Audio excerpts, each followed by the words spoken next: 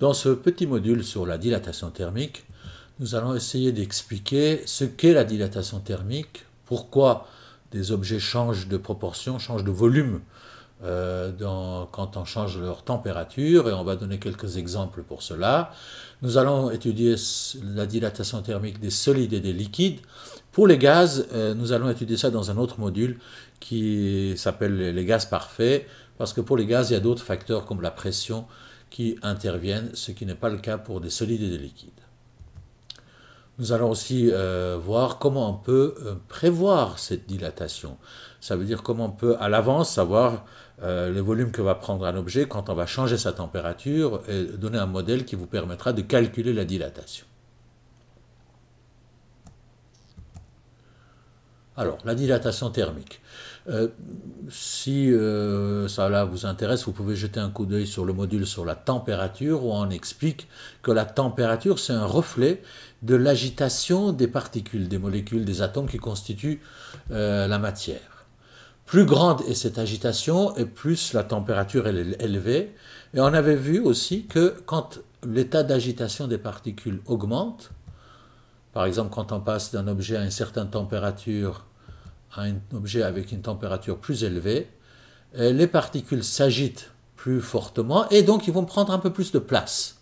C'est cela l'explication de base, en très résumé, de la dilatation thermique. Quand on passe à une température basse à une température plus élevée, les particules qui constituent la matière s'agitent plus fortement, donc ils vont prendre plus de place, et donc le volume de l'objet va augmenter. Donc la dilatation est en relation avec la température. La dilatation étant donné qu'il est relié à l'agitation des particules, et la température étant le reflet de cette agitation, donc il y aura une relation entre ces deux grandeurs que nous allons étudier plus tard. Mais sachez déjà que la dilatation dépend évidemment de changement de température. Plus le changement est grand, plus la dilatation sera importante. Mais cela dépend aussi des matériaux. Tous les matériaux ne se dilatent pas de la même manière. Gardez ça en mémoire, nous allons voir ça plus loin. Mais gardez, disons, l'élément essentiel, c'est de savoir que la dilatation est proportionnelle à l'augmentation de température. Maintenant, imaginons qu'on aimerait, dans un laboratoire, regarder comment les différents matériaux réagissent à un changement de température, de quelle manière les différents matériaux se dilatent. Alors, on va prendre des situations standards pour les différents matériaux. On va prendre des barres qui ont une longueur de 1 mètre à une température de 20 degrés. On va prendre des barres de 1 mètre de différentes matériaux, de Invar, de fer, de cuivre, d'aluminium, et on va augmenter la température de ces barres de 1 degré. On va passer de 20 à 21. Donc pour une augmentation de température de 1 degré, on voit que les barres se sont rallongées, se sont dilatées, et leur longueur a augmenté. Et première remarque, tous ces barres ne se sont pas dilatées de la même manière. L'aluminium, c'est celui qui s'est le plus rallongé. Invar, c'est celui qui s'est rallongé le moins. On peut mesurer avec un instrument de mesure de longueur assez précis ces différents rallongements. Et on voit que ces rallongements, en réalité, sont très petits. Pour une barre de 1 mètre et une différence de température de 1 degré. Pour l'Invar, c'est 0,00001 mètre, hein, c'est un millionième de mètre, c'est une fraction de millimètre. Et puis même pour l'aluminium qui s'est rallongé beaucoup, c'est 24 millionièmes. Donc vous voyez que le rallongement n'est pas très important pour une barre de 1 mètre. Cela devient important si on a des tiges métalliques ou tiges faites de différents matériaux beaucoup plus longs, avec des changements de température plus importants. Donc vous voyez que ce schéma que vous avez sous les yeux, il est un peu exagéré, hein. C'est juste pour que vous puissiez voir qu'il y a un rallongement, mais le rallongement n'est jamais aussi important. Deuxième chose, comme on a dit, donc tous les matériaux ne se dilatent pas de la même manière. Donc ces rallongements qu'on voit, les différents rallongements pour un bar de 1 mètre où on augmente la température de 1 degré, c'est ce qu'on appelle le coefficient de dilatation. On le représente par la lettre alpha. Et donc, le coefficient de dilatation linéique ou linéaire Ça représente le rallongement d'une barre de 1 mètre quand on augmente sa température de 1 degré. Ces coefficients vont nous servir pour calculer des rallongements, pour prévoir des rallongements pour des barres qui ne seraient pas de 1 mètre et avec des changements de température pas forcément de 1 degré. Donc vous trouverez dans les tables et les formulaires ou sur Internet ces coefficients de dilatation qui sont donnés en mètres par Kelvin. Ça veut dire de combien de mètres une barre se rallonge, une barre de 1 mètre, quand sa température change de 1 Kelvin. Un petit mot sur ce matériel, le Invar. Le Invar, c'est un alliage métallique qui a cette propriété de se dilater très peu. C'était l'invention d'un Suisse et cette invention était nécessaire, enfin son invention a été dictée par des impératifs de précision. Si vous faites des appareils qui nécessitent une grande précision, comme une montre de grande précision ou un appareil de mesure de grande précision, il faut que les éléments que vous utilisez pour fabriquer votre appareil ne varient pas beaucoup dans leur dimension, sinon vous perdez de précision. Donc cet alliage de Invar qui se dilate peu est souvent utilisé dans des appareils qui nécessitent une grande précision pour que les pièces puissent s'ajuster, s'adapter et ne pas trop varier dans leurs dimensions.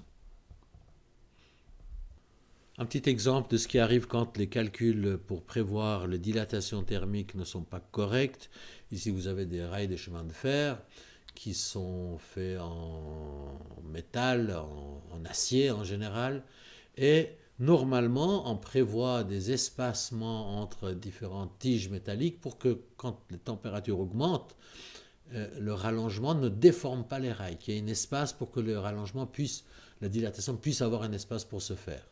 Et évidemment, quand on ne prévoit pas suffisamment d'espace, on peut avoir ce type de déformation. C'est quand même quelque chose qui est rare aujourd'hui, c'est des choses qu'on connaît bien et qu'on peut calculer avec grande précision. Les ingénieurs qui s'occupent de ça, normalement, ne commettent pas ce type d'erreur. Donc je ne suis pas sûr que si cette image qu'on voit devant nous est bien les conséquences de ce que je vous dis, mais ça pourrait être quelque chose de ce type-là. Ces espacements pour permettre la dilatation, vous les retrouvez dans toutes sortes de constructions. Sur l'image qui est à gauche, on voit sur un pont qui est fait de métal, de béton, etc., les mêmes types d'espacements pour que la dilatation puisse avoir lieu sans déformer la structure en question.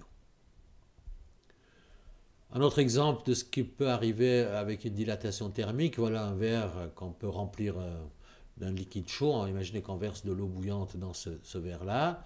Ce qui arrive, c'est que les parois intérieures qui sont en contact en premier avec le liquide qui est bouillant vont se chauffer, leur température va augmenter, ils vont se dilater.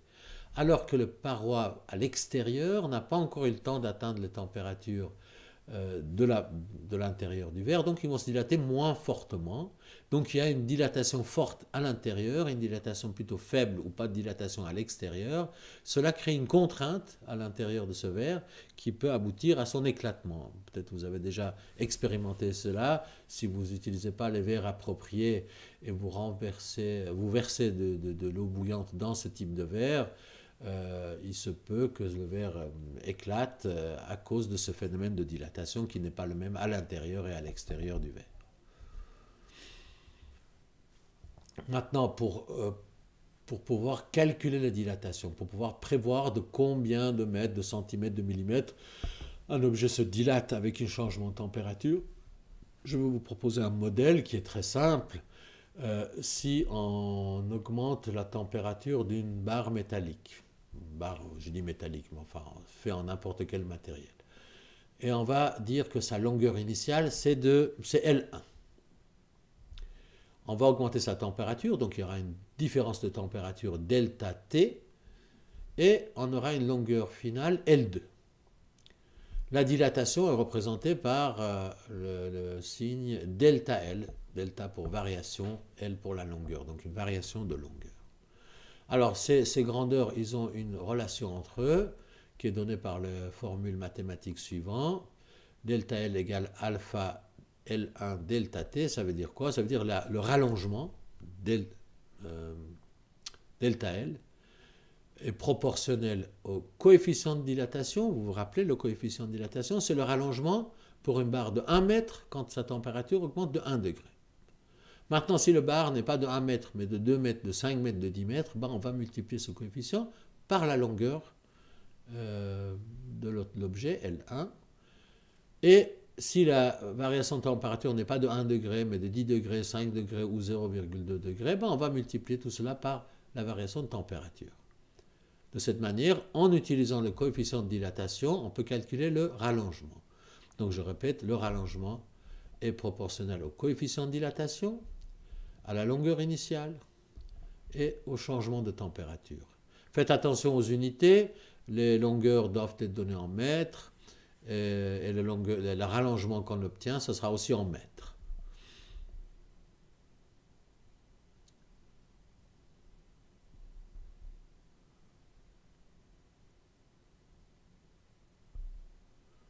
On peut aussi s'intéresser pas seulement à la longueur d'un objet, mais à son volume dans son entier. Quand on augmente la température d'un objet, c'est tout son volume qui augmente, toutes ses dimensions augmentent. Alors pour les rails de chemin de fer ou pour une barre métallique, il se peut que ce soit juste la longueur qui nous intéresse. Mais il y a des situations où c'est le volume en entier qui nous intéresse, notamment pour les liquides. Alors, prenons un exemple d'un verre rempli d'un liquide, peu importe, de l'eau ou n'importe quoi d'autre. Il a un volume initial à une certaine température, on augmente la température d'une valeur delta T, et on aura une augmentation de volume qui va être plus grand, et ce volume final, on l'appelle ça V2. Et il y a une relation de nouveau, comme pour la longueur, entre ces différentes grandeurs, qui est donnée par la formule que vous voyez sur votre écran. La variation de volume, delta V, est égale à gamma. Alors ici, gamma, c'est l'équivalent de alpha. C'est le coefficient de dilatation, cette fois-ci volumique. Gamma, c'est l'augmentation de volume d'un objet qui a 1 mètre cube si on augmente sa température de 1 degré. Alors on multiplie cela par le volume, si c'est 3 mètres cubes, 10 mètres cubes, 100 mètres cubes, peu importe, et par la variation de température. Parfois, quand vous regardez dans vos formulaires et tables, vous ne trouvez pas les valeurs pour gamma. Il n'est pas toujours fourni. Rappelez-vous simplement que vous pouvez calculer la valeur de gamma en multipliant le coefficient de dilatation linéique alpha par 3. C'est une manière de le calculer s'il n'est pas donné directement. Donc rappelez-vous, la variation de volume peut se calculer en multipliant le coefficient de dilatation volumique par le volume initial et par la différence de température. Pour se faire un petit rappel de ce qu'on a vu dans ce module et ce qui est absolument indispensable de savoir. Premièrement, ce que veut dire le coefficient de dilatation linéique alpha. Ce coefficient représente le rallongement d'une barre de 1 mètre quand on augmente sa température de 1 degré. Ce rallongement dépend des différents types de matériaux que vous avez. Donc vous trouverez des coefficients de dilatation linéique alpha pour les différents matériaux, le cuivre, le fer, le quartz, le plastique, le verre, etc. On peut calculer le rallongement d'un objet, si c'est seulement la longueur qui nous intéresse, on peut calculer le rallongement en multipliant cette coefficient de dilatation par la longueur initiale et par la différence de température entre l'état initial et final. Et pour finir, il y a une formule assez similaire pour calculer les variations de volume où le coefficient de dilatation linéique est remplacé par le coefficient de dilatation volumique gamma. N'oubliez pas que gamma vaut 3 fois alpha.